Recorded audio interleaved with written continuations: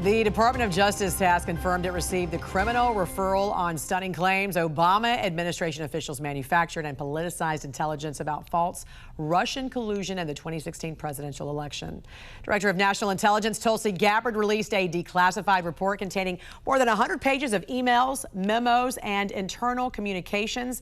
And joining us this morning to discuss is the former head of the Chicago PD and 23-year veteran of the FBI as a special agent in charge, Jody Weis. Good morning to you, Jody. Good morning. Gabbard claims these documents show former President Obama directed John Brennan, James Comey, Susan Rice, James Clapper, among others, to produce manufactured intelligence to undermine President Trump after he was elected. Just from your experience and your years in the FBI, what were your thoughts when you heard about this, especially that it affected some of the top leaders of the intelligence community? Jan, without a doubt, if this is true, this is the biggest political scandal in my lifetime. Let's think about this.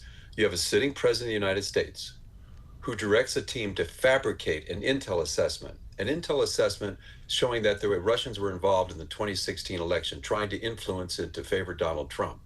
Now, that assessment apparently contradicted assessments before and after the election, saying that it was a very low probability that Russia had actually interfered in the election. And why was this done? To undermine an incoming president. You know, Jan, for a year we have heard how Donald Trump was a threat to our democracy. We've heard that until our ears have bled. But if this is true, that is a threat to our democracy, and it must be investigated. I want to go back to something you said, because what's so striking is that a Senate committee and two special counsels didn't see this during their investigation years ago. I want to read you what Intelligence Director Tulsi Gabbard said about that.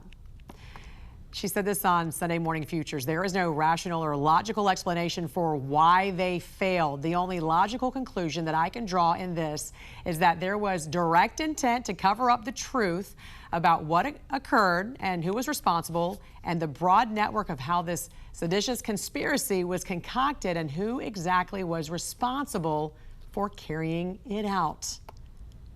What's your response to that? And what's next in all of this, Jody? Well, let's look at what's going to happen. First, there's going to be an in-depth review of her report. And you got to remember, there's a couple reports out there that actually support what the President Obama put out. The Mueller report, the Durham report, they did say there was election interference. You had a Senate report that went along with that. But then you had Devin Nunes's report that actually supported what Tulsi Gabbard said. Right. So there's going to be a massive document review. If it's accurate, though, how did they miss it? 3 different reports came forward and they missed this. It begs the question, incompetence, which perhaps could be, but what would be worse? What if it was intentional because of the people involved? Luckily, on Sunday, I heard from Director Gabbard that she's had some whistleblowers come forward.